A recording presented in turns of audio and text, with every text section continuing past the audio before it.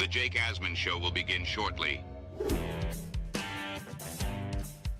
Thanks to all these great Patreon members who help support the show. Get your SuperChats ready. Jake will be here in just a moment. If you love the New York Jets, this is the place to be.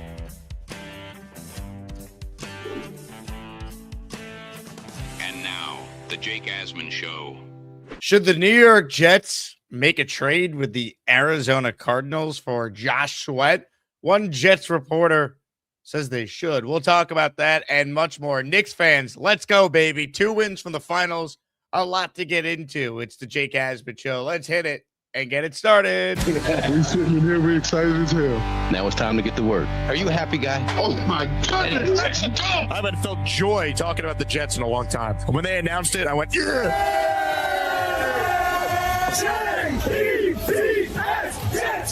Jets, let's go! A new chapter for the Jets has started. Aaron Glenn and Darren Muji are tasked with shaping the future of this franchise. Will they be the ones to finally get it right?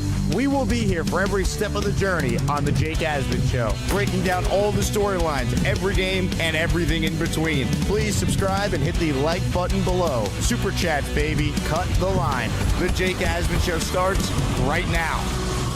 Here we go, Jet fans and Knicks fans. Welcome in, everybody. It is indeed the Jake Asman Show, live on a Friday, only show that will be live during today. That's because you'll get me live for 2 hours on the radio, starting at 1 o'clock, 1 to 3. I'm in for Michael K today, talking plenty about the New York Knicks, so check that out. If you're in the tri-state, you can listen on 880 a.m., or you could watch it on the ESPN New York YouTube channel, or listen on the ESPN New York app. We are presented by PrizePicks, and joining us right now to talk all things New York Jets is the new Sports Illustrated Jets beat reporter, Nick Faria. Nick, you stabbed Robbie Sabo in the back and went over to SI. I'm just kidding, but congratulations on the new opportunity. We're all very happy for you.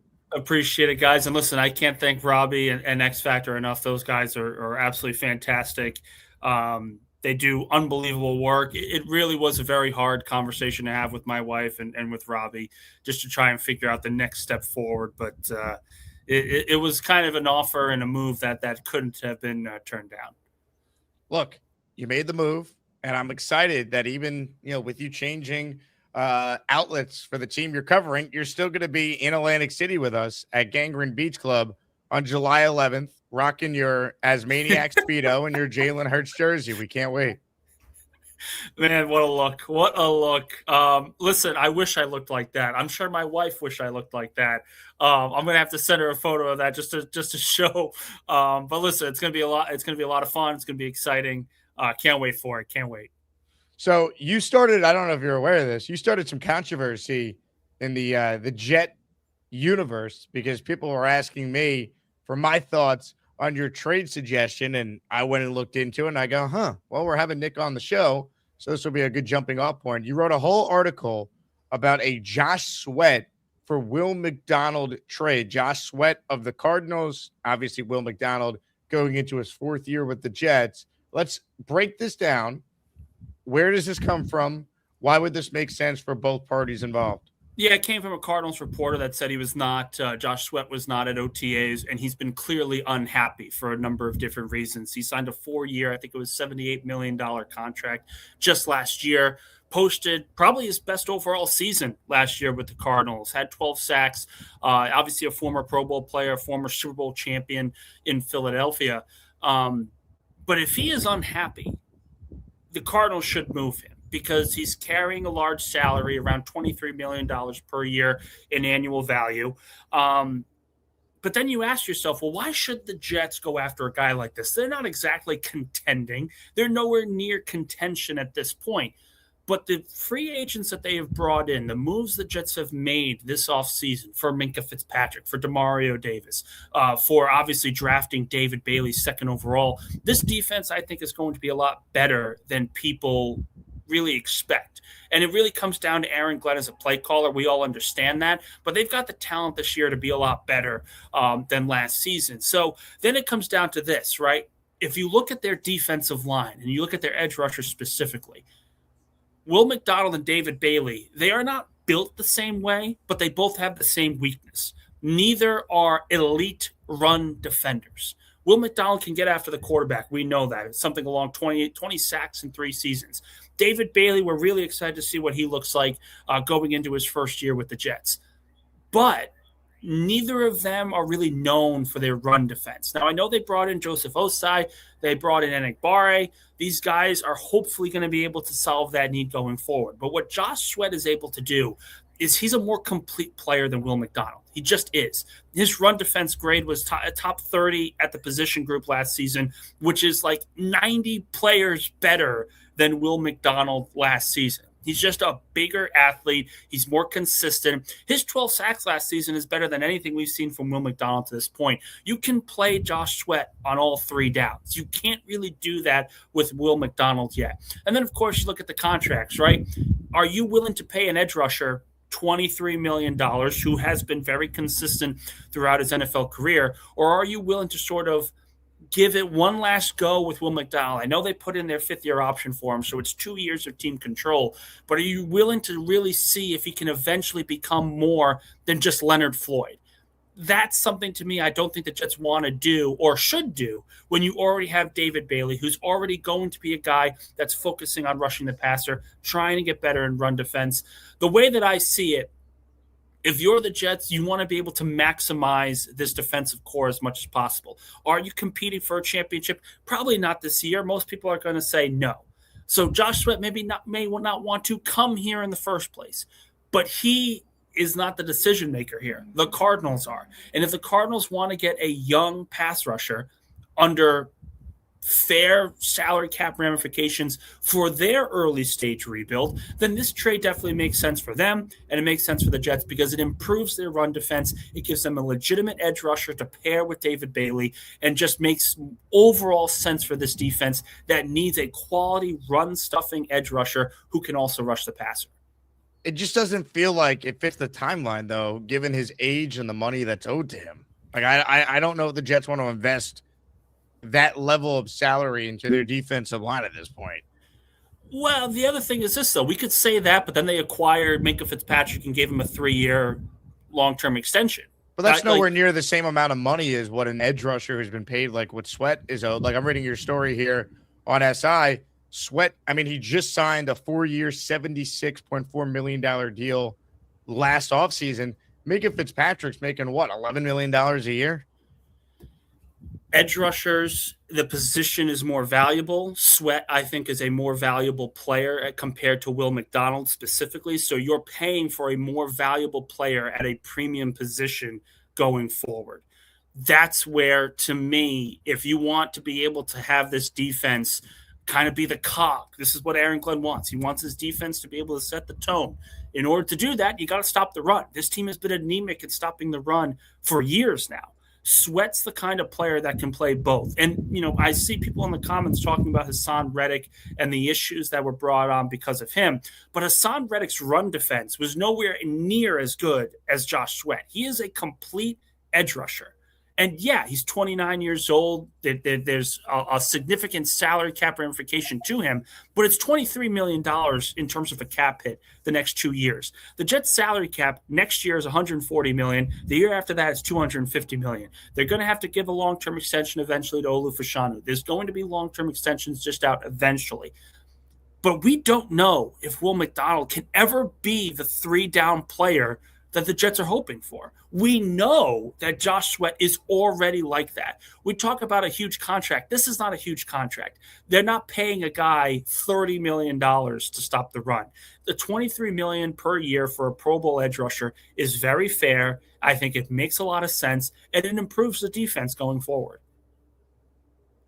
Comments, questions, super chats, cut the line. If you think Nick Faria is nuts, you're right. However, if you want to tell him he's nuts, the Gusbuster Umbrella hotline link is pinned in the comments. Some comments from Nick's listeners now that he's part of the SI family. Let's go through them. I always enjoy seeing what the people are saying. So, Nick, you posted the article yesterday, and some of the comments. Oh, here. I love it. I am normally with you, Nick. Not seeing this one, especially with the additions we made of the D-line. Nice article. I'm sure if he's unhappy on the Cards, he'd be really excited on the Jets.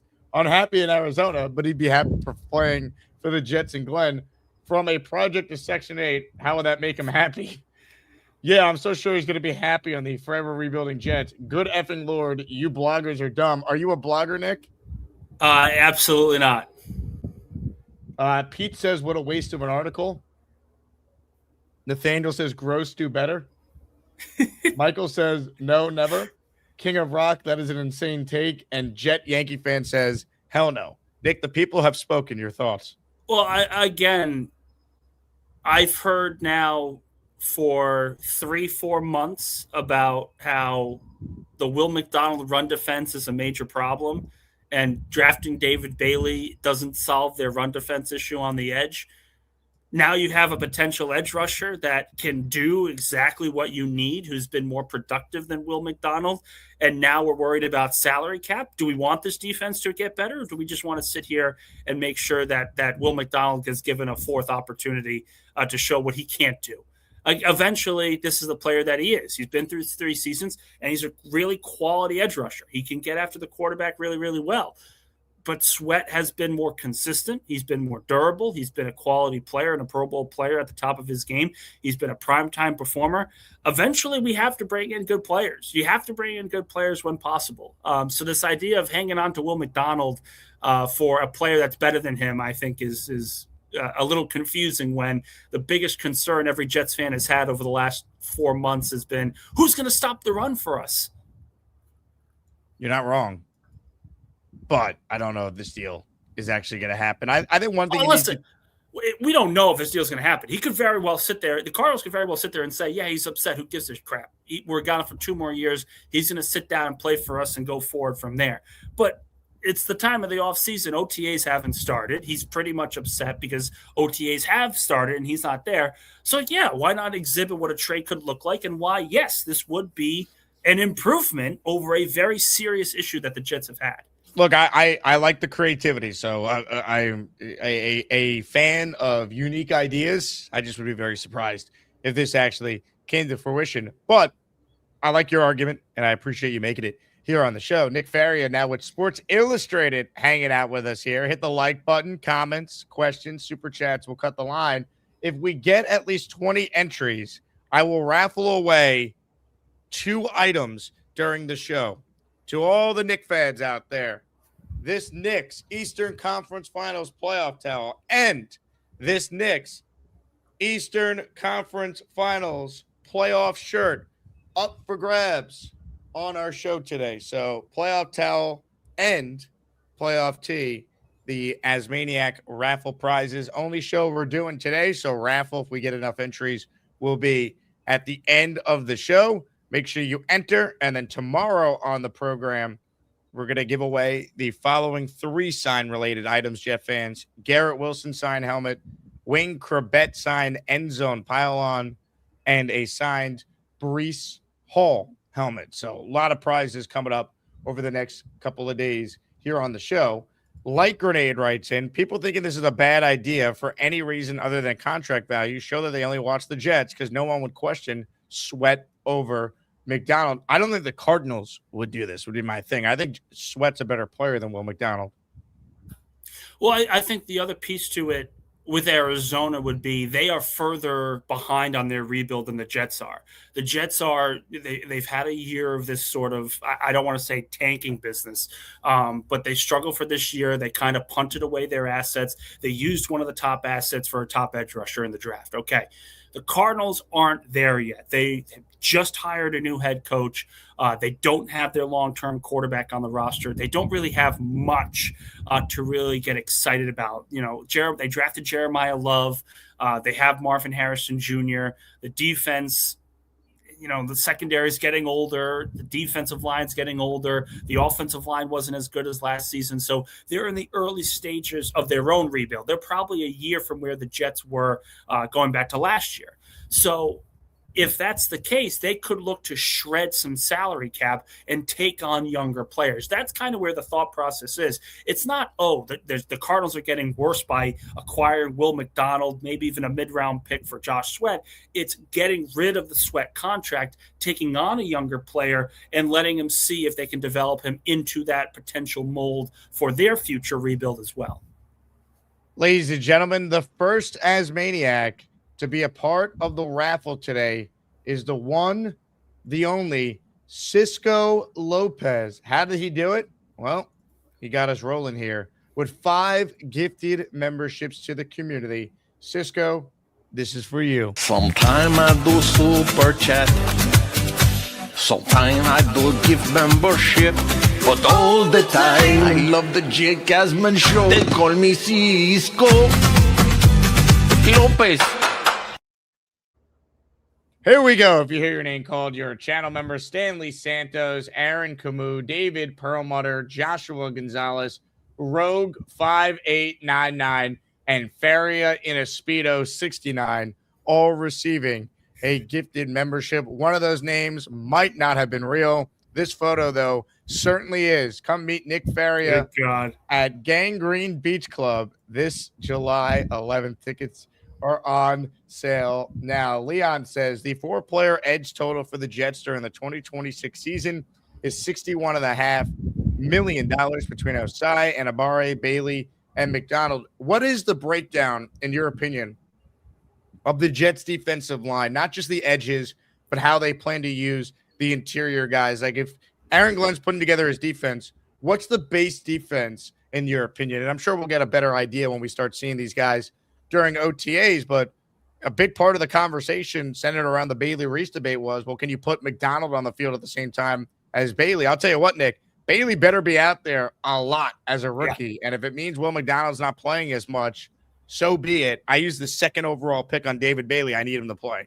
I completely agree. And I will say, if I were to break this down, again, they want to be multiple, right? So I would say let's focus that now on the 3-4 defense. They'll probably have Devondre Sweat as the nose tackle. You have Briggs and probably David Onyemata as the defensive ends in that case. And then, of course, the edge rushers right now for a first down, let's think first down. It's probably David Bailey and Joseph Osai, and then rotating in with Enikbare and Will McDonald as well. Third down, though, if it's 3rd and long, I would sit there and say you probably have a 4-down line set.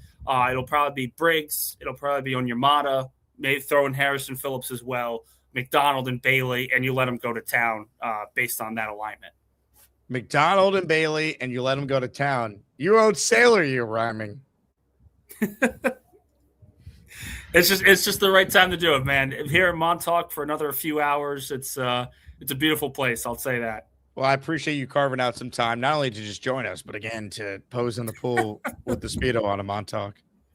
Oh, good God! The problem is I've got an uncle-in-law, I guess, who watches this show, big Doug McGowan, and he's going to take that and he's going to run with it. So I appreciate that. That's going to be hung up on the family Thanksgiving dinner for the next year and a half.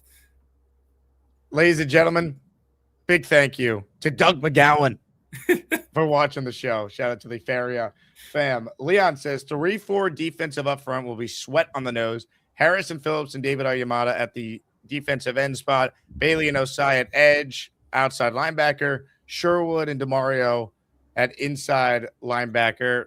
I think there's something to this, Leon. Everyone assumes the Jets are going to play a lot more 3-4, and I think they will. I forget who made this point. It might have been Frankie V. He might not be wrong. They might actually be better suited, though, for a 4-3.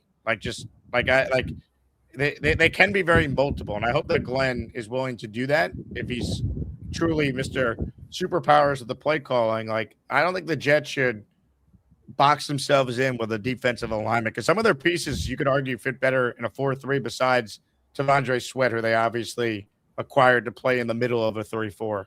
Well, I would say Onyemata, Sweat, and probably Harrison Phillips. Those three are better suited for a 3-4 defense. based on their alignment, based on their matchups overall. But if you were to go to a 4-3, McDonald, Bailey, and Juwan Briggs are probably the three that work out well. But this goes based to Aaron Glenn. Aaron Glenn has said from the very beginning when he made the case that he was going to call plays on defense this year that they were going to be multiple. They were not just going to run a 3-4. They were not just going to run a 4-3. It's going to be a lot of different looks at different times, which I commended him for. I thought that's the only way that you can coach defense now in the modern NFL. If your base is one way, then you are really handicapping yourself against an offense that knows how to attack a 3-4 or a 4-3 or any of these different alignments. You got to be able to change things up. And I think Aaron Glenn was smart to do it this way. He built his defensive line in a way where they can play a lot of different looks, which is also why I kind of brought up the Sweat trade in the first place, because he's the kind of player that fits that mold. He can play in the 3-4. He can play in the 4-3. And he fits exactly what they need across the board, because this is a player who's played in the 4-3, who's played in the 3-4. So that's kind of where that fits as well. Want to give a shout out to an Asmaniac who's locked and loaded into today's show. Shout out to listener Lou Del Mondo, who's watching us. He's got the Jet football at his desk at the office right now, drinking a V8 energy drink. Shout out to Lou, who will be joining us, Jet fans, in Nashville for a bunch of the great events that we have planned for week 1 of the season. For those of you who are coming to Nashville and you want early access to the event we have planned at Barstool Nashville, the #1 bar down in Nashville, go on to the Patreon, get in the Discord, and you can already lock in your spot in RSVP. That's patreon.com/Jake Asman Show. We're going to have an event Saturday for Jet fans and a tailgate before the game Sunday morning right into kickoff at Nissan Stadium. Jets and the Titans. Robert Saleh against Aaron Glenn. Nick, this is the first time I've had you on since the schedule release. Give us some takeaways on the Jets schedule, your thoughts on how things line up for the Jets. Oh, well, I will say the NFL did them no favors. And I know they have a tough stretch to begin the year with the NFC North and everything. But whose bright idea was it? Whose idiotic bright idea was it to give the Jets Patrick Mahomes, Josh Allen, and Justin Herbert for 3 straight weeks in weeks 9, 10, and 11? That's just absolutely ridiculous. You couldn't have spread that out at all. I mean, come on. But that's going to be a big 3-week timeline for Aaron Glenn. If he's able to win one of those games, I think they'll be in good shape. You've got three playoff teams. Mahomes is going to be healthy by then. It's just unfair for a team like the Jets who are building or trying to build this the right way. I am not actually as concerned over their first 4 games as a lot of Jet fans are, mostly because you look at the Green Bay Packers, and it really depends on if Micah Parsons is going to be healthy. The word is he may not be ready. He may start the season on the PUP list. And if that happens, that means he misses week 2. And the Packers did not win a football game last year when Micah Parsons was not on the field with them. So I think they are more talented than the Tennessee Titans. I think there's a chance they could steal a game against the Packers. Detroit, Chicago, look, they are what they are. Those could easily be losses. Maybe they pull off an upset there, whatever. The Browns stink. I think they could easily win that game. I think there is a path to getting to at least 2-3 or even 3-2 if they're able to pull off that upset. But I will say, Jake, I know you got some flack calling week 1 a must win. I'm not going to call it a must win, but that is a game. Gigantic game. It's not a literal must win, obviously, but any Jet fan knows they lose that game, you're going to be thinking, here we go again. And you know who else is probably going to be thinking that? Woody Johnson as well. This is kind of a measuring test for Aaron Glenn to show, listen, you made the right call. Last year wasn't good, but we're building this the right way. We're going to show it by taking on the coach that you wanted to fire 5 games into the 2020-2024 season. So I'm not calling it a must-win, but it is probably the most important week 1 game the Jets have had in quite some time because it is really going to be a barometer for Aaron Glenn and his staff, simply because if you can't beat Robert Saleh and you can't beat this Titans team, where the hell are the wins coming from? Just where?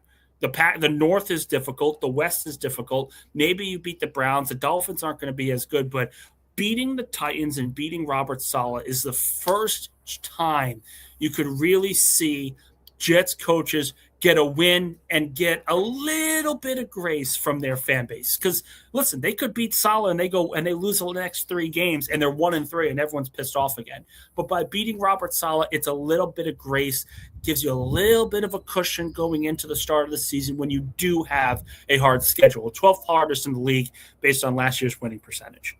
If it's not a must win, is it a can't lose? I think that's probably a better way to put it. I think it's probably because I don't want to say, listen, week 1 games, they physically can't be must wins because there's so many things that can happen. But man, could you imagine what happens in the front office and the fan base if they lose to Robert Saleh week 1? Just the animosity that would be built off of that loss alone, I think is just something that they cannot afford to have happen. Cisco Lopez says Eagles suck, 76ers suck. Go New York, go New York, go. Ladies and gentlemen, Cisco Lopez all by himself in the raffle. Another 4 entries. Hit it. Say go New York, go New York, go! Go New York, go New York, go! Knicks playoff t-shirt and playoff rally towel. The raffle prize at the end of the show today, plus the weekly raffles tomorrow. So this is your last chance to enter for that. We'll do some calls coming up. Nick's got to run in a few minutes, so I wanted to hit him with a couple other Jet-related topics while we have them on the show. OTAs will start next week for the Jets. The first open practice for the media is Thursday. Veterans and rookies on the field on Wednesday. What storylines are you the most intrigued by when you're following along OTAs starting next week? Well, look, we're not going to be able to see the physicality of the offensive line and the offense in general, but I want to see what this passing offense looks like. Last year was such an abomination, really across the board with the pass. I said it yesterday on Boy Green's show. The thing I'm most excited for is the reinvention of the forward pass, and I still stand by it, man. Last year was a disaster throwing the football, but their skill guys have got a lot better. Geno Smith is a very significant upgrade over Justin Fields, even though he may not be a top 15 quarterback in the league. That's just how bad Justin Fields is as a starting quarterback. So I'm interested to see the integration of what this passing offense is going to look like. I'm interested to see what David Bailey looks like coming onto the field. Fans are going to be pretty excited about that. But this multiple look from the defense, I think, Aaron Glenn keeps touting. Play calling is his superpower. Trust him. He had success in Detroit because of that. But if we're going to see the Jets be successful, I think just on a base barometer, the offense is going to improve because the players are just better. The scheme, even if it may be outdated, it's going to be a little bit better than last year because you can't you can't get worse than last season. But the defense needs to be able to show some improvements. This is Aaron Glenn's calling card. If he can't get this defense to play better, be better schematically going into the early parts of the regular season and obviously during off-season workouts, it's going to be an issue. It's going to be an issue. So I'm interested to see what that multiple look looks like, and I'm interested to see the forward pass come to Florham Park in a big way this year.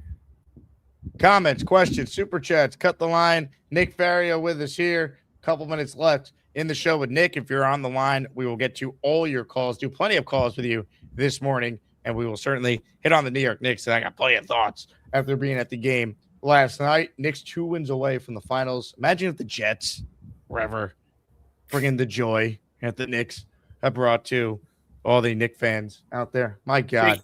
I think I can confidently say, as excited you are for the Knicks playoff run right now, if the Jets were to win a playoff game in the near future, I think it would move you to tears. Oh my God. Playoff game, I think it would move you to tears.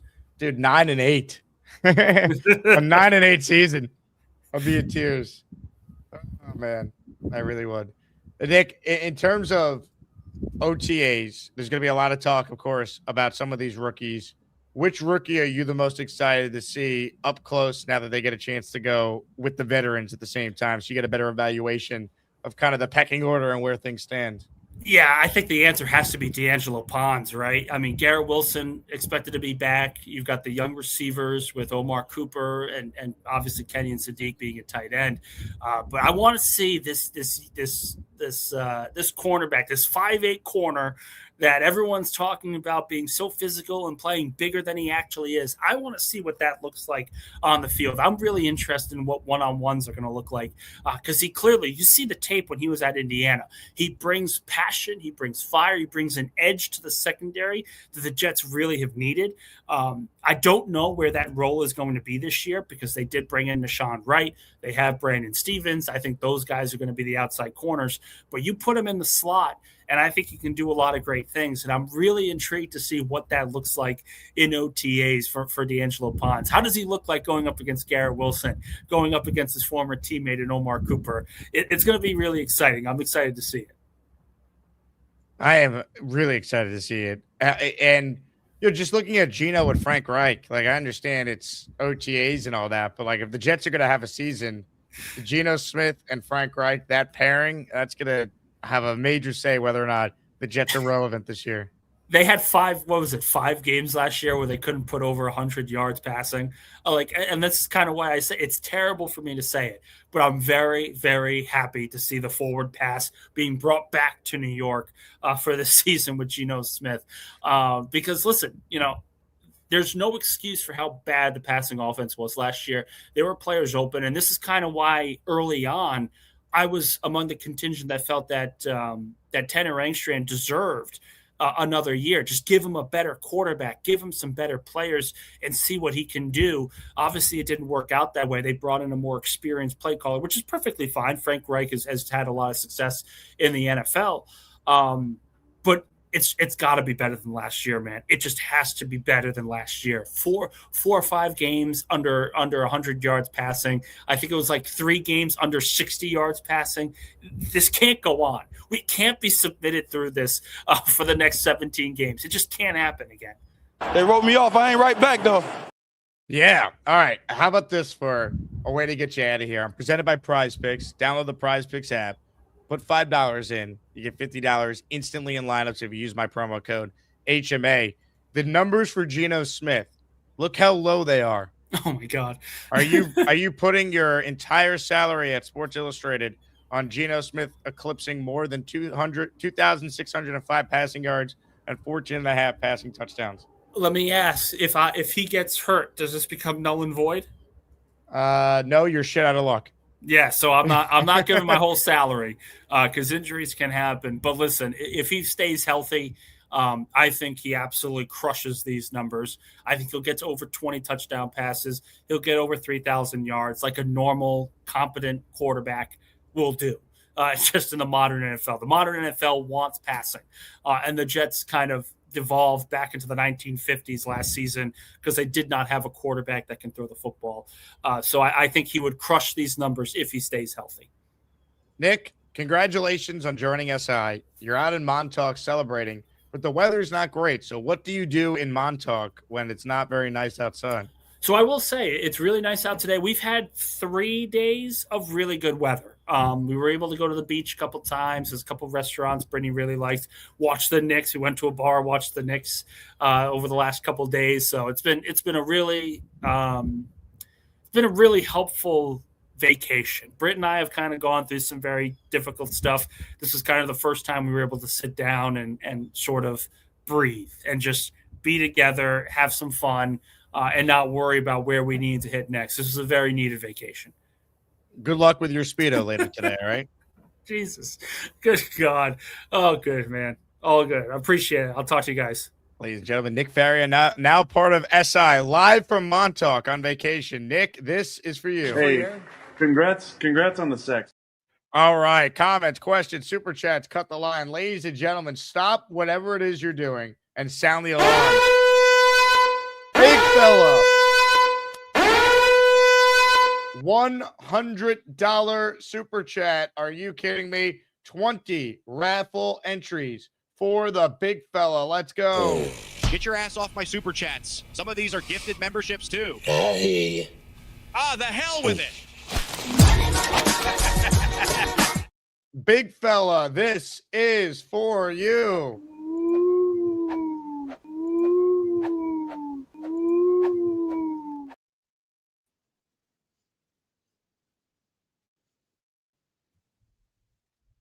I was just watching my program called SB Mowing. Now, let's get back to Dr. Jake and many more surprises on the Jake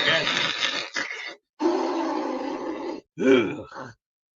Big fella, you're the man. In the raffle for 20 right now, it's Big Fella and Cisco, mano to mano, for a Knicks playoff t-shirt and playoff towel at the end of the show. I got it right here. These are the ones from game 2 last night at the Eastern Conference Finals. My favorite Knick playoff towel that they've done yet, which I love. He writes, and if we win against Salah, we're taking one of the next 3. Packers most likely. Can you imagine the Jets start 2-0 after all the discourse surrounding this coach? If he comes out and gets them to 2-0, what that would do for the fan base? Taking a 29-year-old with a $76 million contract during rebuilding makes no sense. I agree. I love Nick. I just don't think the Cardinals would do it. I don't think the Jets are going to do it. I don't think they want to take on that level of salary when they just invested what they did in David Bailey and they picked up. I think they feel like there's untapped potential still with McDonald. They've revamped the D-line with some, I think, smart free agent signings. So I'm all for it. And I do agree that Carl Dunbar will absolutely help the run defense. Go Knicks. Praise for, how do I say the wrestler's name that put the curse on the Cavs? Danhausen? Or Donhausen? F Boston, F Philly. Amen. Boston and Philly are sitting at home as the New York Knicks are playing basketball into the month of June. Let's go. Say go New York, go New York, go! Go New York, go New York, go! Unreal. Unreal. Let's get into the Knicks for a little bit here, then we'll get to your calls. The sign of a great team is how the Knicks continue to find ways to win. They, a year ago, did not have the multitude of ways they could win high-level basketball games. It was very much Jalen Brunson dependent, and if he didn't carry them, chances are they were not going to win. Last night, the Cavs made an adjustment to try and take the ball away from Jalen. So you know what he did? Career high in playoff assists, and Josh Hart career high in playoff points. And for Hart to step up the way he did after he struggled shooting the ball in game 1, that's why Josh Hart is one of the more beloved Knicks of the last 50 years. And you see all the Knicks alumni that are at these games and they're sitting courtside. They show them on the screen. They always get a huge hand. 20 years from now, Josh Hart will be one of those players, and he'll get one of the biggest ovations in the Garden every time. I mean, he's this generation's Charles Oakley. How he plays, his personality, the ways that he can impact winning. It's just unbelievable watching that. And the Knicks, I knew they were in good shape because they were winning at halftime and Jalen Brunson had 2 points. They were up at halftime in the Eastern Conference Finals after Cleveland. You knew they were going to come out and give the Knicks their best shot. And the Knicks took it and still led at halftime. And the Knicks' best player had 2 points. And then he played well in the third. Knicks also played really well in the fourth. I thought defensively they had answers. They challenged Donovan Mitchell. He had about as empty of a 26-point outing as you'll see. Same with James Harden's 18 points. It was empty. But the Knicks leading at halftime and Brunson had 2 points. That's all I needed to see. And how good has Mikal Bridges been? In the last 7 games, Mikal Bridges is shooting almost 70% from the field. He's 50% from 3. He's averaging 19 points per game. He's been phenomenal defensively. This is why they got him. And they are 2 wins away from going to the NBA Finals. And if you look at the history of teams that are up 2-0 in a best-of-7 series, in NBA history, the team that goes up 2-0 in a best-of-7, they win the series 92% of the time. And teams that win the first 2 games in the best-of-7 by double digits, the winning percentage is even higher. It's 921 all-time in just leading 2-0. But if you win both games by double digits, it's 114-9. The Knicks are better than Cleveland. And Cleveland should have had game one. And the Knicks didn't play well in game one, and they still won. And they came out last night, and they won a different style that they couldn't win a year ago playing that way. And it wasn't the bench last night. It was just the starters were awesome. Guys making plays. Cat, really good. OG, really good. Bridges, really good. And Hart, sensational with 26 points. I mean, think about it. Brunson scored the first bucket of the game for the Knicks. Then he didn't score for the rest of the first half. They only won game one because he went into God mode. Unreal. But I don't think the series is necessarily just over. Like, Cleveland's going to lay down now. Like, you're going to get their best chance in game three. They were down 2-0 in the first round. They were down 2-0 in the second round. You know, this Cleveland Cavaliers team lost a game 6 at home when everyone thought, wow, they're actually going to beat the Pistons, and then blew out Detroit in their building in game 7. But the Knicks need to just win one of the next two. And I think this is over in 5 if they do that. Because I just think that game 1 loss by Cleveland, psychologically, think about it. It's like you had that game, you should have won. And now it's like, well, now you got to go win 4 more games. Like, you feel like you had one. You feel like you now got to win 5 games in the series. Like, that's, I think, mentally really tough. And the Knicks went through this last year against Indiana when they blew game 1. And by the way, Sam Merrill couldn't hit a 3, and I cursed him. You know, that wrestler put the curse on the Cavs. The Asman curse got Sam Merrill. We had him in our prize picks, more than 1.5 3-pointers. And he got so many open looks, and he just couldn't hit any of them. Sam Merrill last night, 0 for 7 from 3. You're welcome, Knicks fans. The Asman curse got Sam Merrill. But, man, just pray the Knicks stay healthy because this team is special. And just look what's happening in the Western Conference Finals. That series is going to go, I think, 7 games. And those teams are beat up. You got injuries on both sides there. So the quicker the Knicks can get this series over and rest up and not risk further injury to anyone, the better it is in the long run. But, man, Garden was jumping last night. 7th Avenue after the game is a zoo. It's fun to root for this team right now, man. It really is. We're not used to this. Comments, questions, super chats, cut the line. Let's get to some of your calls now on our show. And again, end of today's program, we're raffling away a Knicks playoff towel fresh from the garden and a Knicks playoff shirt. So if you want in, do what Cisco and the Big Fella have done. Gift a membership or send in a super chat that qualifies. Ladies and gentlemen, first up today is the defending as Maniac Madness champion of the world, Chef Kevin.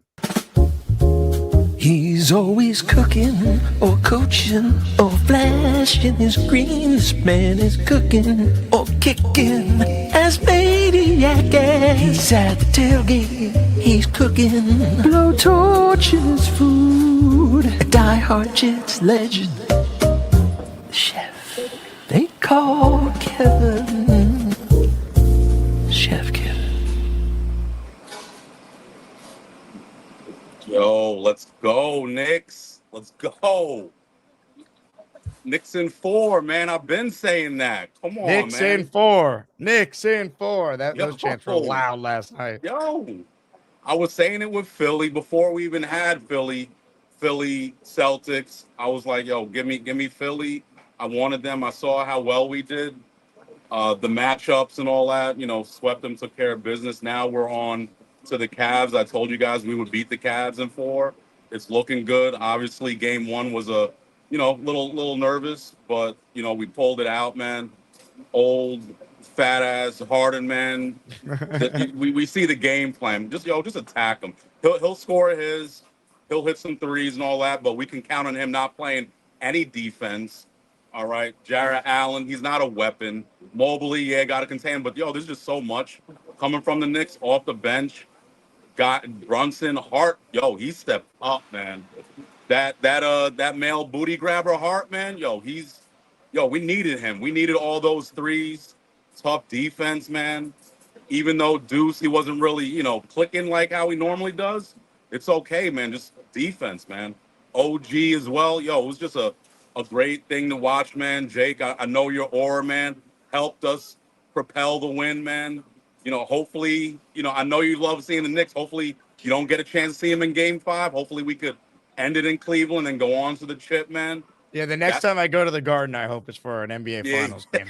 As much as I love going, and I've been at every playoff game this run the last 3 years, I love going. I would prefer to not have to go for a Game 5, but we'll see, man. I think Cleveland's going to win one of the next two, but I hope I'm wrong. Still, man, if they do get one, that's what Cleveland's supposed to do. I mean, they have two It's not games. supposed to be easy. Like people, like last night I was watching the game with Dave Rothenberg, who's one of our morning show hosts on ESPN New York, and he's like, I don't feel good about this. I go, Dave, it's not supposed to be easy. It's the conference finals. Like they're winning at halftime, and Jalen Brunson at 2 points. Like they're fine. They're gonna figure it out. Like, and it's weird to have confidence in a team, like because the Knicks were good in the regular season, very good. They're playing great now. They've taken their level of play to a different level, and the best thing that happened to them was when they were down 2-1 to Atlanta, because it was a reality check. Like, how bad do you want this? And they came together as a team, which is what great teams do. Agreed, man. And take this season away. The last 2 seasons, we weren't 100% healthy in the playoffs, man. We had to deal with a bunch of adversity. Now, dude, we're 100% healthy. Now we're having too much rest. Like, is that even such a thing? Like, we are so healthy, sweeping Philly. Now we're in the driver's seat, man. Now you just can't take your foot off the gas. Put your foot on their throat, man. End it in Cleveland. Get some rest. Get ready to, really finish this off, man. We need this. But, again, thank you for being able to, give us that aura at the games, man. I know Lou B was definitely going crazy, man. I was checking in with him. He's going absolutely nuts out there. Shout out to all the other Knick fans for the support. F them picks. I'll say that to Gary again. F them picks, man. Bridges is doing his thing. Mikal Bridges, he's playing great. He had incredible moments last year. Everyone remembers. Really, since he had the game against the Hawks where he didn't score, he's been phenomenal since then. Like the last 9 games, the Knicks have now run 9 straight playoff games. He's been a factor in all of them. You're spot on, Kev. And with him too, like Bridges' 3-point shot, I'm not really too confident with it. It'll go in from time to time. His midi game, man. His little 1-foot hops off platform, off the glass. It's consistent. It feels good, man. But that defense is really the reason why I love him here with him and OG, man. And then it's so important to make sure that Cat and Mitch stay out of foul trouble. Mitch, you gotta hit at least 1 out of those 2 when you go to the line, man. You can't leave us hanging, missing 2 foul shots. At least get 1 for us. But as long as they're healthy, as long as they can stay on the floor, dude, we got this. I'm gonna keep screaming it, man. Knicks in 4. Let's go to the chip. I feel great. Thanks, Jake, for having those Knick things in the raffle, man. As soon as I get off the call, I gotta, get a couple of raffle tickets, man. I'll tell you what, I'm gonna add another Knick playoff shirt to the weekly tomorrow. So anyone who enters during this show, you'll have another chance to win a shirt and playoff towel tomorrow. By the way, Brian says, Chef Kev, those better not be microwaves behind you. Yeah, it's got a microwave. So what? You want to come try my food? Try my food. If you want to critique me, Brian, trying to be funny, get on the horn, man. We need a chef off. Pull up, man. Brian, he does barbecue food. That's for old people.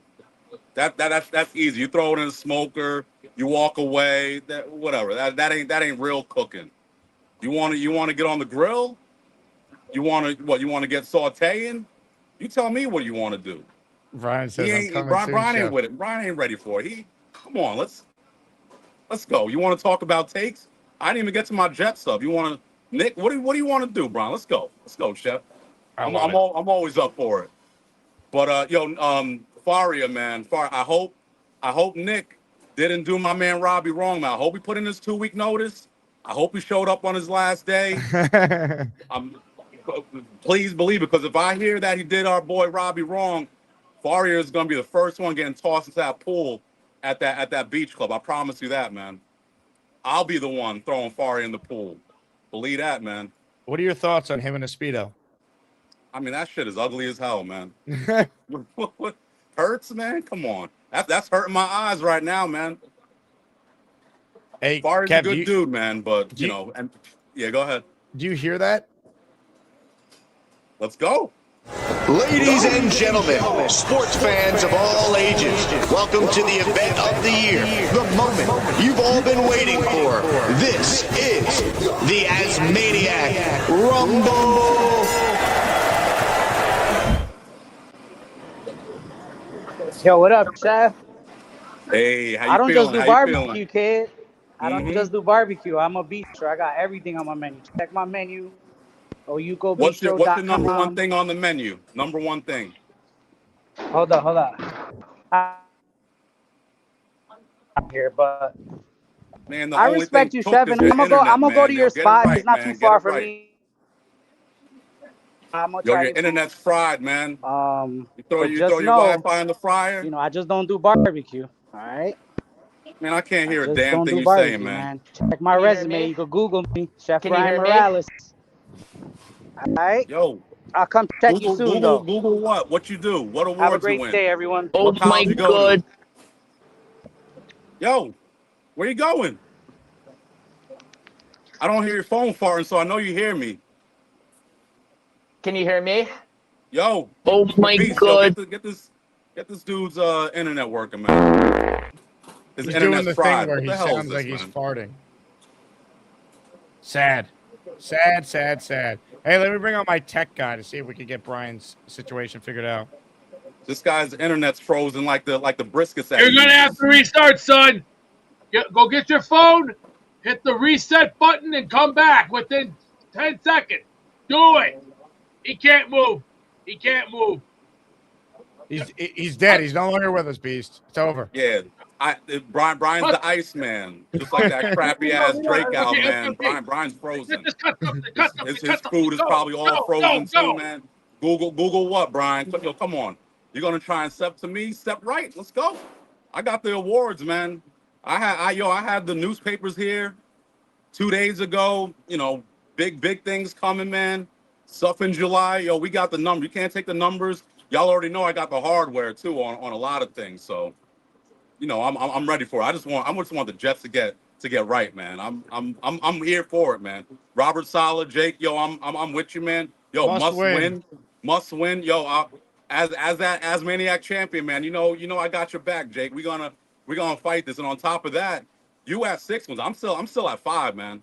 I'm at 5 wins. So you know, if it gets down to the nitty gritty, just throw up that bat sign, man. I'm gonna jump in. I'm gonna help you out. I love it. I hope we're wrong. I really do. Facts. Yo, we go to these games, man. I don't want to go to these games and see losses. I'm not here to tank, man. I want to see wins. I want to see my good money get put to use. I like celebrating. I like being happy. And a lot of that's contributed to these playoff, like these teams. The Knicks, yo, I'm getting that happiness. But yo, I'm a Jet. Yo, I got that green in me, man. I gotta really feel these games, man. The passion. That 9/11 game with Rodgers. Yep. Yo, that was the last time I really felt like goosebumps going to these games and like really feeling some excitement and all that. But right now we got the pieces. Yo, Glenn, get to work, man. Get to work. Get your superpowers charged up, man. We're gonna need all the powers. Don't hold back. Make sure we right, man.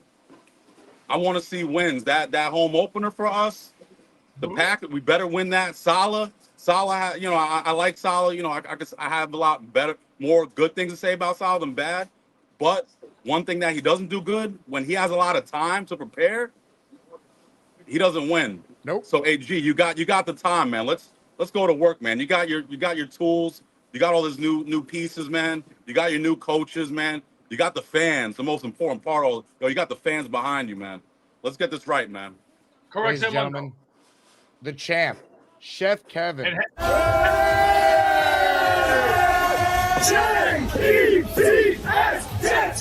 Jets! Let's go! I don't recognize this guy. I can't recognize him.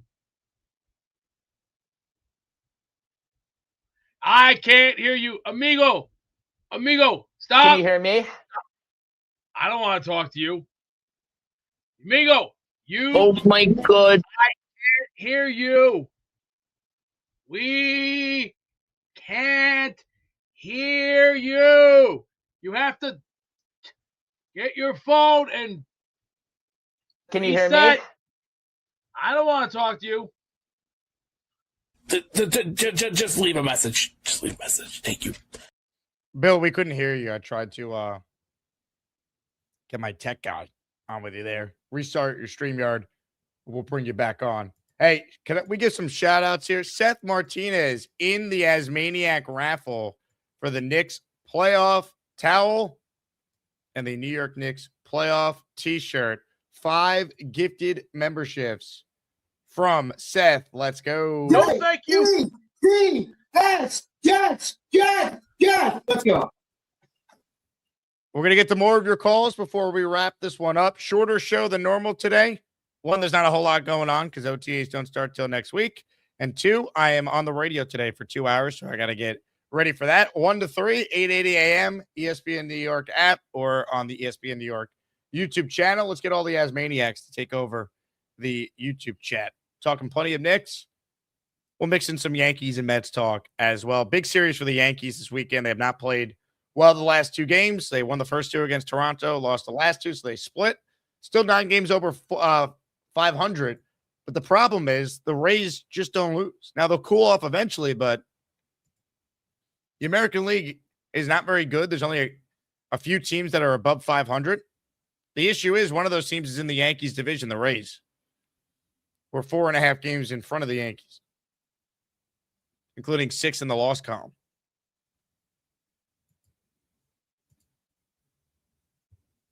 But it's early. Again, it's May. And let's be honest, the focus is on the New York Knicks right now. CP the franchise will join me at 2:30 today on the show. For those who are viewers of Knick Fan TV, which I think is the preeminent Knicks channel on YouTube and on social media. Brian says you could pay for newspaper articles. Chef Microwave. Wow, Brian calling the champ Chef Microwave. Hey now.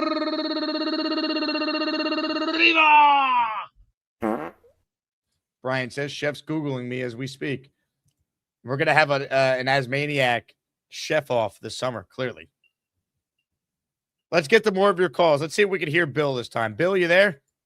I hope you can hear me now. Hey, what's up, Bill? Welcome back. Where have you been?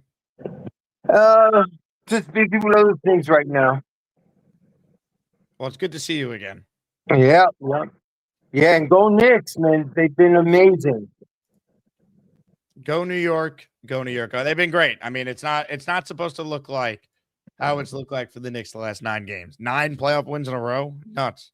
When was the last time the Knicks lost a game? It's been like a month because like they play every other day. They had the long layoff. Like I was at the game they lost. It was game 2 against the Hawks, and then they lost game 3. It was the night of the draft. So it's almost been a month since the Knicks have lost a playoff game. Think about that. They have not lost a game in a month. Yeah, exactly. They've been amazing.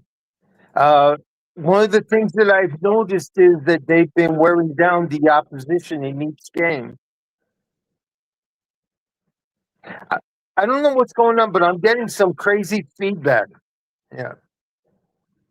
What do you hear? Like it seems like I'm hearing my voice twice. What about a fart? No, I don't want to hear that. Trust me. No farting? I'm sorry? You hear a fart reverberating through your eardrums? Yeah, unfortunately, yeah. There you go. That's Beast. I apologize. Beast. Yeah, right. Oh, shit. I'll tell him to stop. I just wanted to let you know that I agree with you on winning that first game against the Titans. It will set the stage for the team to continue being successful. I do believe, just like Big Fella says, if we win the first game, we're going to win the one against the Packers as well. I hope so. I don't know if they'll beat the Packers, but you'll feel certainly like they have a chance to if they beat the Titans week 1 and then you come home, have some momentum. I mean, look, at week 1 is just gigantic, Bill, because if you can't beat the Titans, where are the wins coming from this year? Exactly. Yeah. In fact, like I said, I believe that they may win 5 of their first 7 games if everything, comes together. Yeah, I'm sorry. The feedback is really bothering me. So I'm sorry. I'm going to have to cut the call short. I'll come back next time. All right. Bill, hopefully Take care, next bud. time you won't hear farting reverberating in your ears.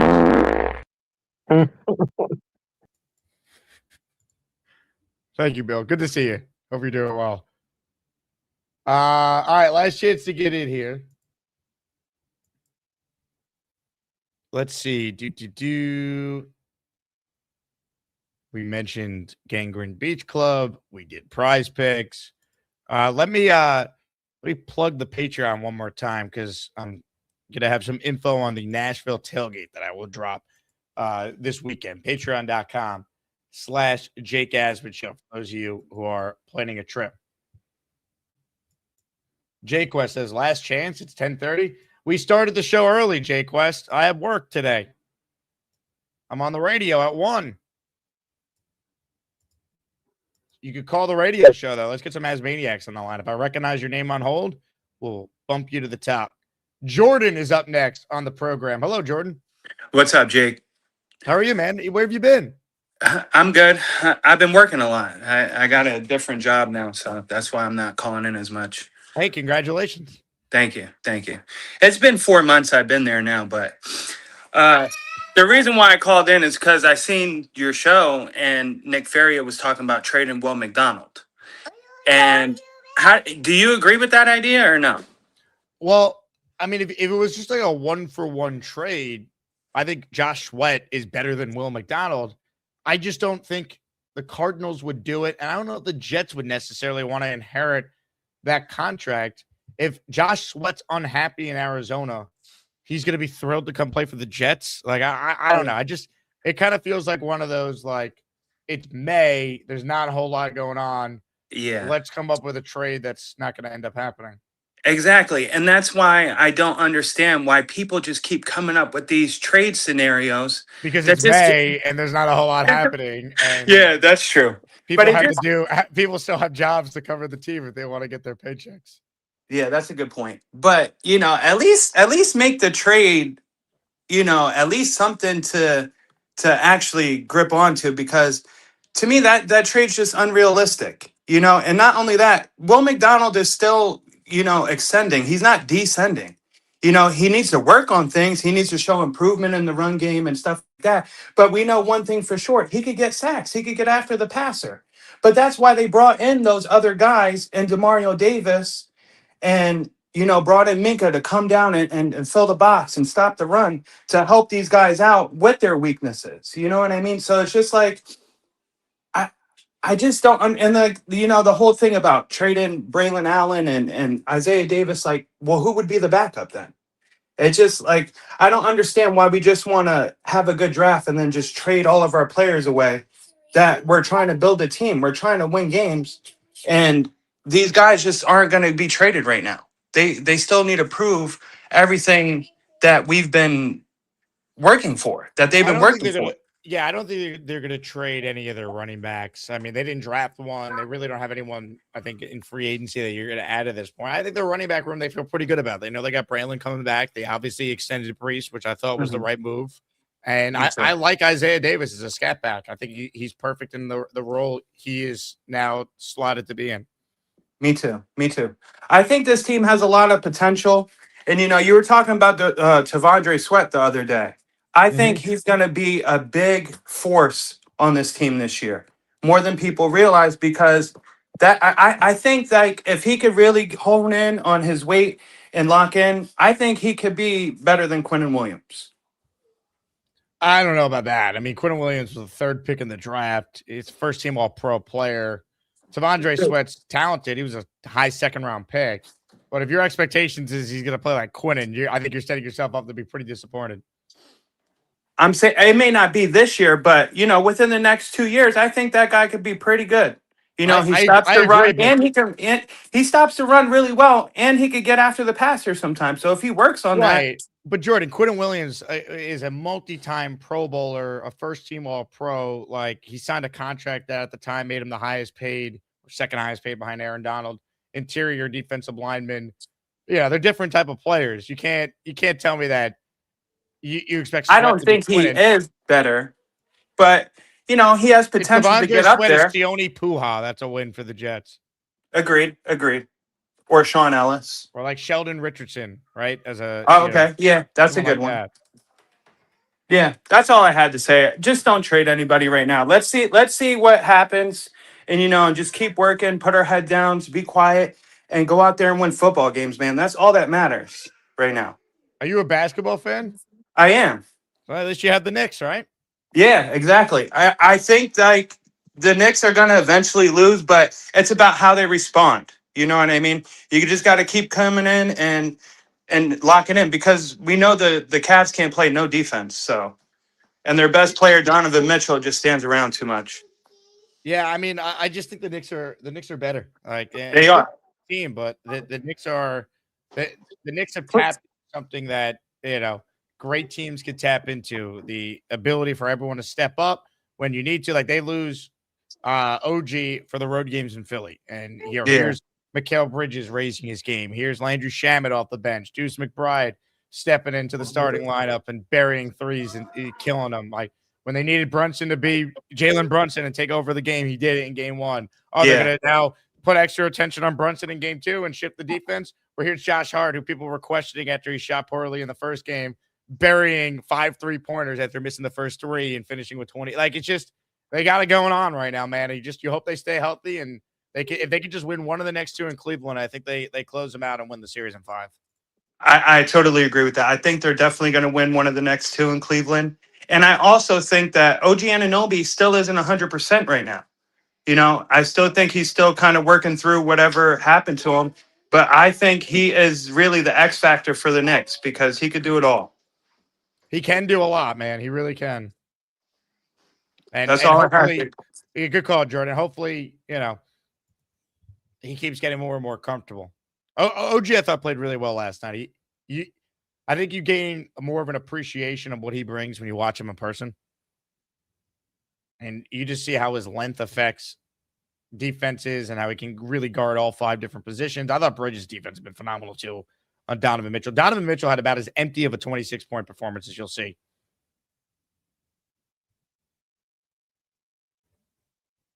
Jay Quest says, Jordan should have been in the Asmaniac tourney last year. He was robbed. He was in it this year. What are you talking about?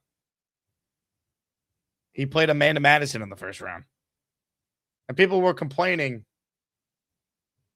Who? But Jordan called among as much as anyone for a lot of the year.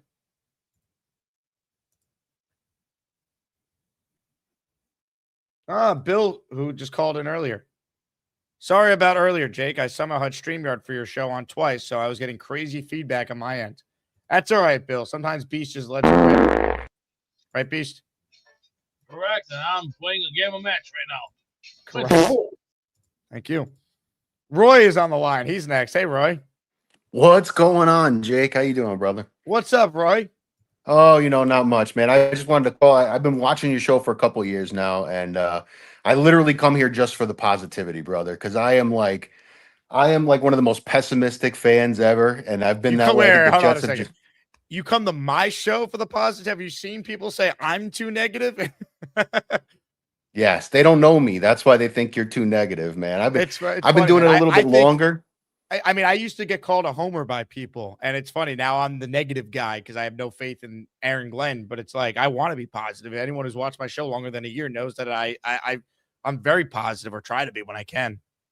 Yeah, no, I'm with you, brother. And I watch, I love, I work from home. I'm in front of my computer like 10 hours a day. I got you guys playing in the background. I love all the people that you have on, not even just the callers. Like I love, Will Parkinson, and I love when Robbie Sabo comes on and whistles his S's at me and talks to me about different things and, all that fun stuff. And, it's just funny to me because I sit here and I listen, and I'm trying to get myself pumped up for the season because it's this is that short window, right? As Jet fans, where we have an actual opportunity to be excited about the team. Because once they start playing football, it's usually a wrap, and we go back to just having to deal with the failure come Columbus Day usually. But they, it just the only thing that frustrates me is that we're sitting here and we're being told, well, if this goes that way and this goes that way, and they can have a reputable season where it's just not the worst team in the NFL, and it's not even like we're aspiring for like playoffs or a Super Bowl. It's like, well, if all these things break their way, which are all long shots in and of themselves, Aaron Glenn couldn't do one job, so let's hope that maybe he can figure out doing two jobs now this year. And Right. Frank Reich hasn't been good since Nam, so we'll try and see if he can do something. And Gino had that one season back in band camp and that one time, and we got to see if he can redo that. And it's all feels like long shots, and It's a that's tough the thing sell. that kind of Like, sucks. It 'cause is, bro. But right. Here's how I always try and analyze things, right? There's like the fan in me, and you want to be positive and root for your team. But I also like to put myself in the shoes of if I was a Giants fan looking at the Jets, right? Or if I was a Pats fan, Dolphins fan, Bills fan, and I'm looking at the Jets, and I see that they brought back a head coach who looked completely inept in his first year. He fired over 50% of his coaching staff, including both coordinators. And the Jets' solution at quarterback for the year is a guy that they had a decade ago who was a laughing stock with them. And yeah, he was good in Seattle, but is coming off a year where he quarterbacked the team to the number one pick. Not all his fault, but like outside perception, we'd be like, the Jets aren't going to be good again this year. Like, they're not going to be good with Glenn and G. Like, you know what I mean? Like, we could like a lot of the roster moves, but it's coaching quarterback in the NFL.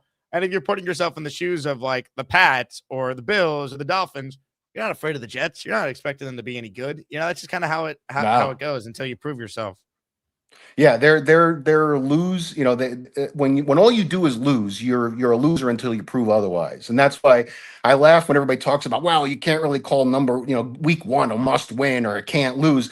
But they're all can't lose as a must wins because when all you do is lose, you're going to be thought of as a loser until you prove everybody otherwise. So look, we all know the fish rots from the head down. It starts with Woody. It's always started with Woody. He's not going anywhere. None of it's going to change. You got to hope that he catches those lightning in the bottle seasons like we've talked about.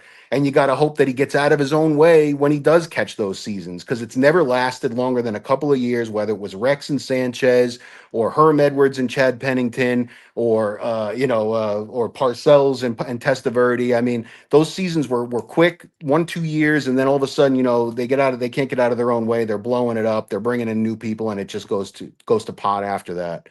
But they had a good run in the 2000s, though. Like they did. Yeah, with multiple coaches. They made the playoffs 6 times in a 10-year span. Again, it's been forever, but they feels like it.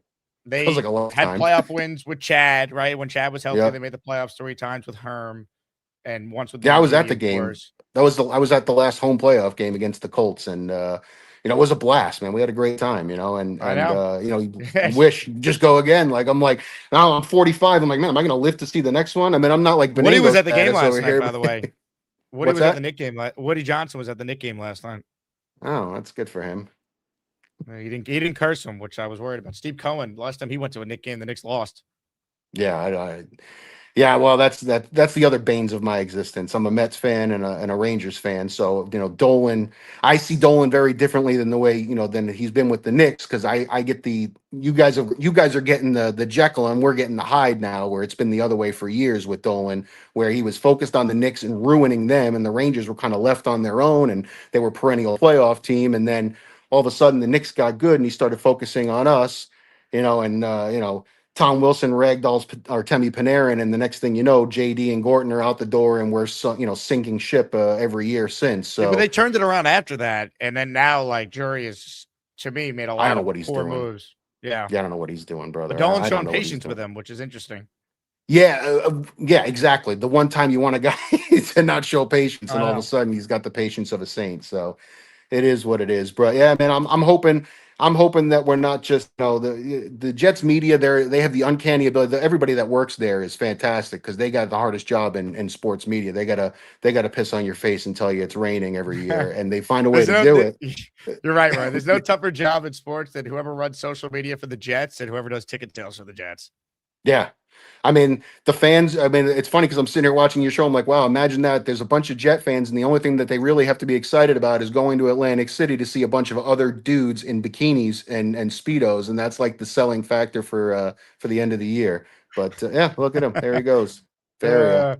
You're right, Fantastic. Right. Have you called before? I think you have, right? I Nah. recognize you. No, that's your first No, time? I've never called before. I've been in, I send a couple super chats here and there when I can, but I'm usually locked in on my computer. I don't, I got you playing in the background, but I don't really get a chance to call in very often. Oh man, well, you got to call him more. You're a great caller, man. Love your passion for the team, and Thanks, you work brother. from home, man. You got no excuse. You got to carve out some time. I know, man. I know. I got one of those jobs that requires most of the brain power. So I'm lucky if I can have enough left over to sip my coffee and listen to you in the background. But Well, I I'm appreciate gonna it, definitely man. try again. All right, brother. Be good. Thanks for doing what you do. Thanks, Roy. I appreciate it. Roy checking in. It's funny. He's like, I come to the show for positivity. Where are all the people on Reddit? Yesterday, I was watching Richie's channel on Jets Media, and I commented something, and someone goes, "Oh, negative guy is here," and I'm like, "What is there to be positive about? They won 3 games last year. We'll be positive when there's things to be positive about." I think I call it how it is. Again, I have been on the record. If Aaron Glenn proves me and many doubting him wrong, I would love that. Or I will lead the Coach of the Year campaign if Aaron Glenn gets his team to 9 wins. Hey, shout out to Rick Kent. Just seeing this $50 super chat. Rick, who yesterday, or when was it? I guess Rick 2 days ago, Rick and Black Gypsy each won a prize. Ended up being a signed Wayne Corbett jersey for Black Gypsy and a signed Vinny Testaverde jersey for Rick. That was sent out yesterday. Rick's a huge Knicks fan. Rick, this is for you. Let's go. Say go New York, go New York, go! Go New York, go New York, go! Last chance to call in. Last chance to enter the raffle. Only doing one live show today. I'm going to do a Saturday show tomorrow. I'll have the weekly raffle. Rick just earned 10 entries here. We're going to give away a Knicks playoff towel. I'm holding it right here. And we're going to give away a Knicks playoff t-shirt. Fresh from MSG. It says Eastern Conference Finals on it. We're going to give that away coming up at the end of the show. I'm also going to add a towel and shirt to the weekly for tomorrow. So I know we're all pumped about the Knicks, rightfully so. It's the one team in New York that pretty much can unite everyone, which is awesome. Sam with a super chat. Quinnen always made plays when you needed it the most. Ridiculous comparing a Pro Bowler to a guy that can't control his weight. I would push back a little bit. At times, I did feel like Quinnen was a little too quiet. But I'm not going to disrespect Quinnen or put the pressure on Tavondre Sweat. And Tavondre Sweat is 50% of the player Quinnen Williams is. That's a huge win for the Jets.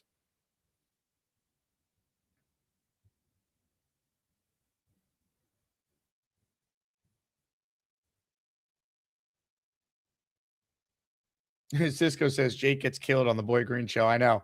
What's funny is a lot of the people in that chat, some of them used to call this show, and now they don't. Interesting how that works. Like my guy Devin used to call me all the time. But then he said, I can't even listen to Jake anymore. We haven't seen Devin since. Let's see. More of your calls before we wrap this one up. Ladies and gentlemen, he predicted a Knick win last night, and he was absolutely correct. It's time to say hello to the one, the only. Where's his intro? Hold on. Let's do this properly. Mikey Midnight. Hello, I'm Mikey. I'm Bobby's little bro. Have you seen Jake Graves? She's so beautiful. I love my boy Jake, but not in a gay way. I am so happy. I'm not going to touch anything, I promise. Mikey. Yeah. Mikey. Hold on, let me bring on my tech guy. You gotta restart. You're crapping out. You're crapping, Mikey. You're crapping out. We can't hear you. Yeah. Are you clear? Am Are you good? bad, buddy. Hey, that's a little bad. Bad, buddy. A little bad, man. Buddy.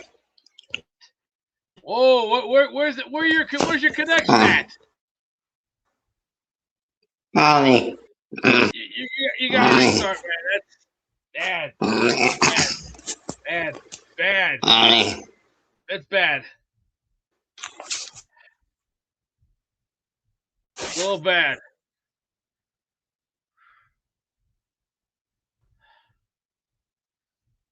You gotta restart, Mikey.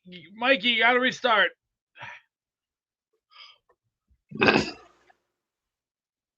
Restart your StreamYard, dude. Try to restart it.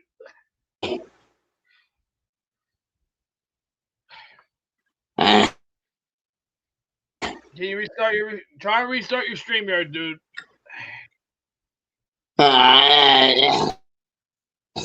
Sounds bad, dude.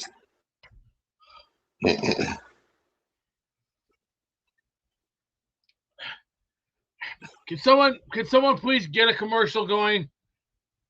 Ears are a little right now. Oy. Roll something. Roll something, please. Roll something. Play a grill commercial. Play something. The Jet fans getting a little crazy. Still too short. Hey! Just leave a message. Just leave a message. Thank you. Let's play that new video, String in the Cheese, please. Please, let's play some String in the Cheese. Please put the video on. Let's hear some String in the Cheese while we get Mikey in. Holy shit, ass maniacs. You know what time it is? Time to get to that beef static and string some cheese.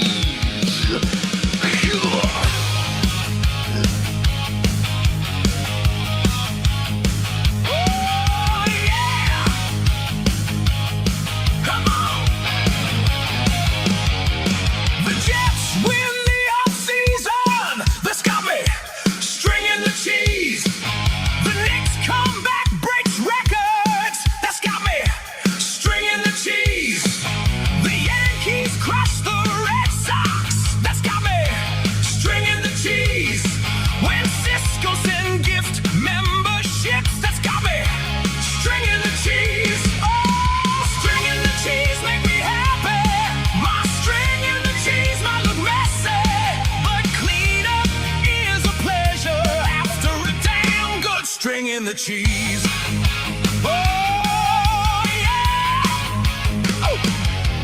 The Jets could make the playoffs. That's got me stringing the cheese.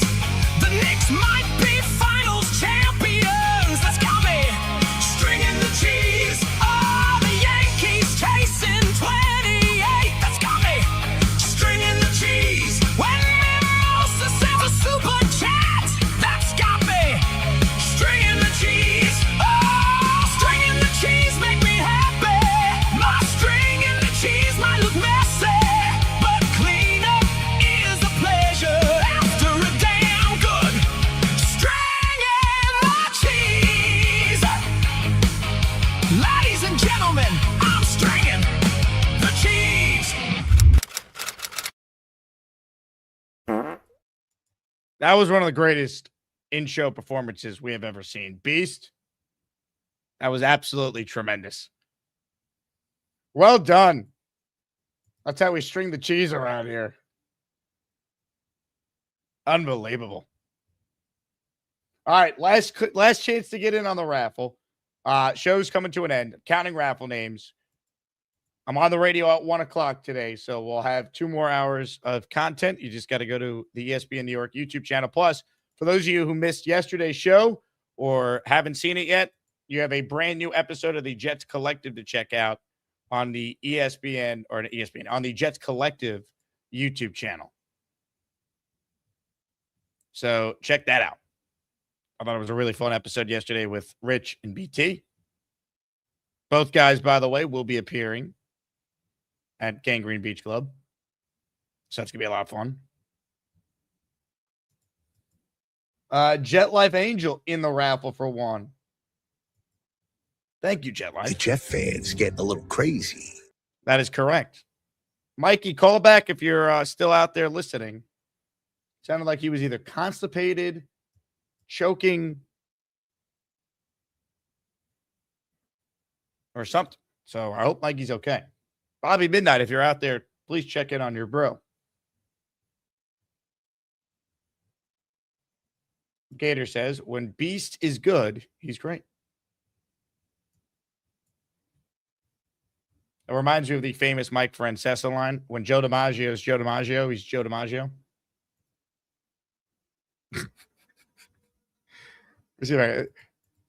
Old school radio fans, Mike and the Mad Dog fans will remember that. Let me see if I can pull this up real quick.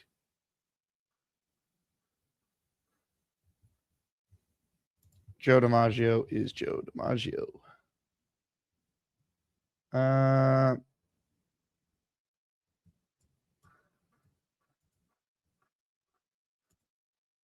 Let's see. I don't know if this is the clip, but it might be. We're going to find out. This might be the Andy Pettit rant. I don't remember. Is almost hideous, but go ahead. Well, I'm just, I find it crazy that who are you to sit here and say that Joe DiMaggio, American icon, is just an old man writing down what he did on a day? Well, that's because what he did. I mean, now listen, Joe DiMaggio is Joe DiMaggio, but Joe DiMaggio at 82 in 1982, 83 is what he is the keeper of his own flame. That's exactly what he is. I mean, Joe DiMaggio's career is not built on Joe DiMaggio in 1982. It's built on Joe DiMaggio in 1941. It's not built on Joe DiMaggio in 1982. Exactly what did Joe DiMaggio do in 1982 except be Joe DiMaggio? That's what he did in 1982. He signed autographs. I mean, it wasn't like Joe DiMaggio was, running the country in 1982. He was being Joe DiMaggio. Joe DiMaggio is Joe DiMaggio because of what he did in 1941, not in 1982. Understand? Yeah. Okay. You understand? Joe DiMaggio is Joe DiMaggio. He's Joe DiMaggio. When Beast Breaker is Beast Breaker, he's Beast. Chef Kevin in the house. The champ in the raffle for 2. Knicks in 4. Let's go, Jets. Let's go. Go New York, go New York, go! Go New York, go New York, go! I appreciate you, Kev. Let's go. Also, little end of show news. The location to be announced, but I can now officially share this graphic. Shout out to my guy, Lou DeMundo with Game Day Flight Crew. Lou, of course, was Gotham City crew for many, many years. Now for the away games, he's got Game Day Flight Crew. We're planning a big tailgate for Nashville, week 1. Barbecue, of course, featured. All-inclusive beverage package. Traditional tailgate games. There'll be a live DJ. And the location for the tailgate, as you guys could see, could be right on the water. Right in front of the stadium. We'll have the exact location and all the details coming soon, but start planning, folks. Can't wait. As Bart Scott once famously said. All right. I'm counting names. Last chance to get in. I think we've said it all. OTA starting this upcoming week. So we'll have some actual on-field stuff to react to. Going to give you guys a Saturday show tomorrow. And we have some cool things coming on the channel over the next several weeks. We're going to be hearing from some former Jets on the show. We're going to use some of these leaner months to tap into the network of former Jet greats that we have brought on the show and some Jet greats that have never been on the show before. That's all in the works. Plus, I'm excited to share, for those of you who remember last year, we did our show from the Marty Lyons Foundation Golf Tournament on Long Island. We will be there for the second year in a row, and we'll have Marty on and a bunch of former Jet greats who are always at Marty's events. So that's a little update down the line. Plus, I officially signed my contract with Circa for another year of broadcasting our show from their contest week radio row. So any Jet fans who want a trip to Vegas will be out there the last week in August doing our show and signing up for Circa's betting contests. And we'll have some great guests on with us as we always do that week out there. So we'll be in Vegas last week of August for any Asmaniacs who are trying to plan a summer trip. Dave says, did Francesa have his natural teeth then? Probably. Now he's got these shiny white veneers. Leon says, when Lou DiMondo was Lou DiMondo, he wasn't Lou DiMondo. Joe DiMaggio in 1982 is not Joe DiMaggio in 1941. When Joe DiMaggio is Joe DiMaggio, he's Joe DiMaggio. New Q says, did you ever see the guy who imitates Mike when Cornwallis is Cornwallis? Yes. And that's so funny story about that. The guy who makes those videos, his name is Bill Buchanan, Big Action Bill on YouTube. And he's a huge Jet fan. He watches the show. I know Bill very well. Watch this. See if I can find it. Mike Francesa in 1776. The best. Hold on. I'll play a couple of minutes of this here because I got to finish counting the raffle names. Just outstanding.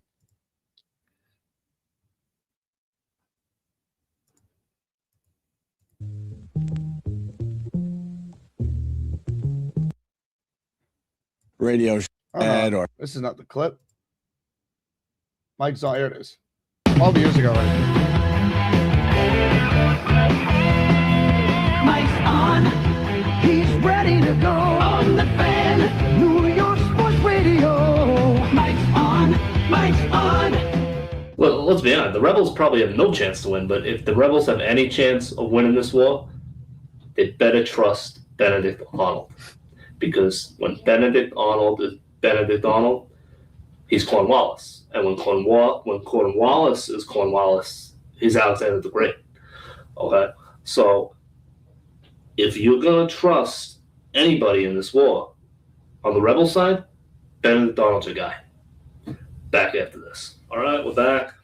And now listen. I didn't want to get into this, but, everybody's making a big deal out of it, so I figured, why not? I was going to ignore it, but, people are talking about it. It was in the paper the other day. This idea that, and listen, I don't like him. I don't like him, and I don't support him. But this idea that Thomas Jefferson is sleeping around or fooling around with one of his slaves, I mean, I know we are joined by Commander and Lord and General, all the titles you want to give him because, he's great. He's one of the best. Lord Cornwallis. Lord, welcome. How are you? Doing great, Michael. How are you? Now, listen, I don't want to bother you with this, but, we got to address it because, people like to make a hubbub about this. And I know you're a decorated war hero and, this is kind of a joke to you. But do these rebels, do they worry you at all? Are you worried at all about, George Washington, any of these guys? His impression is we're so gonna go good. to Henry in Long Island. What's going on, Henry? Yeah, I was wondering, do you think the French might help the rebels out? No. Really? No, there's not a chance. Because they don't care? Why would they care? You just don't want them to win, Mike. Well, That's why you're so negative about this whole thing. Yeah, but Mike, you just want the rebels to lose. That's why. Yeah, but the French, wait a second. The French hate the British, Mike. Wait a second. The problem is, and this is what has to worry you if you're supporting this rebel cause, where are you getting your ammunition? Where are you getting your support? You don't have these things. You don't have the resources of a British Empire, of a King George. You don't have the resources of a King George because when King George wants to do something, he's going to do it. I mean, when King George wants to crush a rebellion, he's going to crush it. I mean, it's as simple as that. All right, we're going to go to the phones now. It's so good. He did one for the Civil War, World War II. Shout out to Big Action Bill Buchanan. Huge Jet fan. Who makes all those videos or made them back in the day. Those are the best. So Peter Castro goes, put me in. And I'm like, Peter, you're $8 short. And then Cisco goes, these are for Castro. Peter Castro in the raffle via Cisco Lopez. The Jet fans getting a little crazy. All right, I'm almost ready to spin the wheel. Let me shout out Derek, who's in for 2 with this super chat. He goes, good morning, Jake and my fellow Asmaniacs. I'm at work. Just wanted to get a quick raffle entry in for tomorrow. Hope everyone's having a wonderful Friday. Go Jets. Derek, you're the man. We appreciate you. Jets, Jets. And shout out to Big Cho as well. Big Cho's got to like some of the adjustments Mike Brown and the Knicks coaching staff has made. There's no doubt about that. All right. I am almost ready for the Wheel of Champions. Big shout out to everyone who's tuned in this morning. Again, radio show coming up at 1 p.m. today. Watch it on the ESPN New York YouTube channel or listen on 880 a.m. We will have a fun show. Certainly, if you're a Knicks fan, it'll be fun. Actually, I ran into a listener last night. There's a big listener on the radio. And he's like, no, Michael K. I love playing that drop when I fill in for the K-Ster. So that drop will certainly be played coming up. All right. Why is this not loading? Count the names as usual. Beautiful. All right. Here's what we're going to do. We're going to play a very short clip. On the other side, we're spinning the Wheel of Champions. So you have till the end of the end of the clip to enter for your chance at this playoff towel and playoff tee. That's coming up right after we go down memory lane. The first time the Dream ever called into the show. The Dream is up next. I don't recognize the Dream here. This is Andrew C. Yeah. Oh, what's up, Andrew? Okay. You go by the name The Dream? No, I didn't know.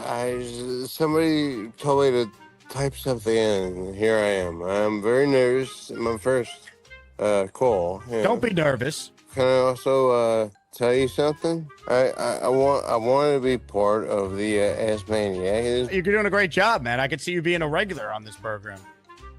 I would like to be. Now, The Dream, have you had any alcoholic beverages this morning? Absolutely. I could tell. Yeah. What did you drink?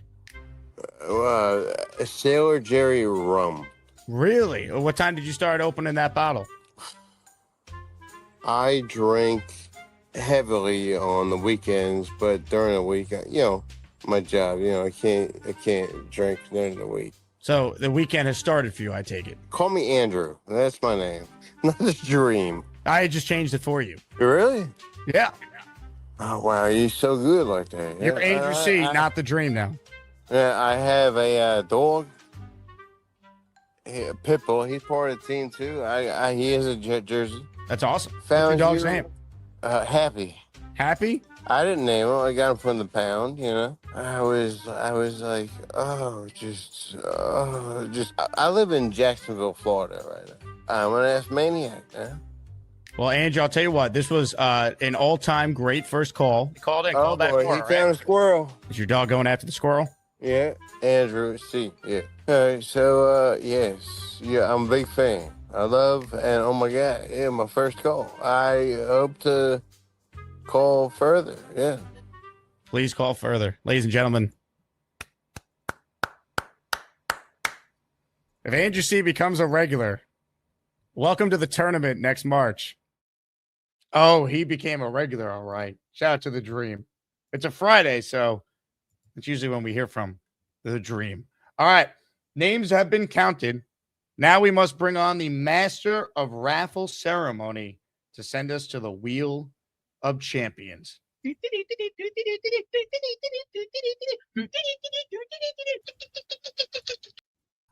good morning, Jake. This is Levy Mr. Motorhead. Hey, ladies, bring me over that wheel. You know what we're spinning for a winner today. And hey, remember this, baby. Come on and roll your ace of spades, baby. Let's get a winner, shall we? Yes, shall we? At 3, 2, 1, and let it rip. Let it rip, boys. Come on, spin ya. Oh, yeah? Let's go. It's time to announce the winners of the weekly Asmaniac Raffle. Let's spin the Jake Asman Show Wheel of Champions and find out which Asmaniac is winning an epic prize. Nice job, Beast. Here we go, ladies and gentlemen. Macho Man Beast has sent us to the wheel. Good luck to everyone who entered. If you win, contact me, asmanjake@gmail.com, to claim your prize, and we will make sure we get it sent your way. Ladies and gentlemen, the winner is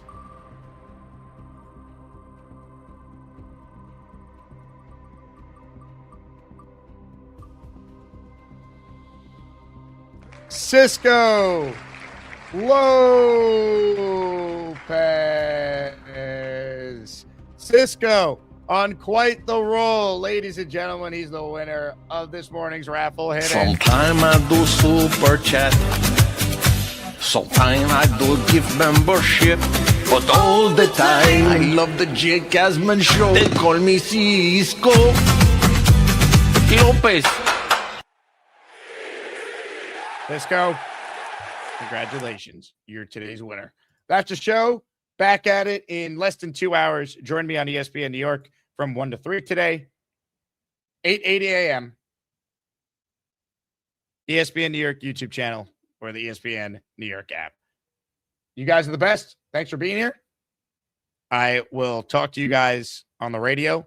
I will drop some videos on the channel this afternoon. Barring breaking news, though, don't anticipate a live show. Not a whole lot happening on a Friday in late May. Enjoy your Memorial Day weekend. I know the weather, at least in the New York area, is not supposed to be great, but hey, it is what it is. We will make the best of it as we always do. And shout out to, of course, all those who serve our great country. Remember what this weekend and Monday in particular is all about. You guys are the best. Congrats again to Cisco. Thank you to Nick Faria for stopping by the show.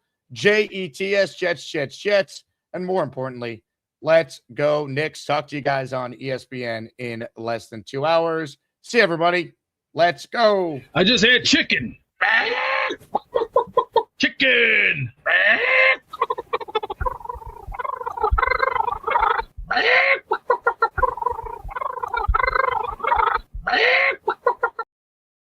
Bobby and Charles are squeezing their knockers. Bobby and Charles are squeezing their knockers, taking their shirts off.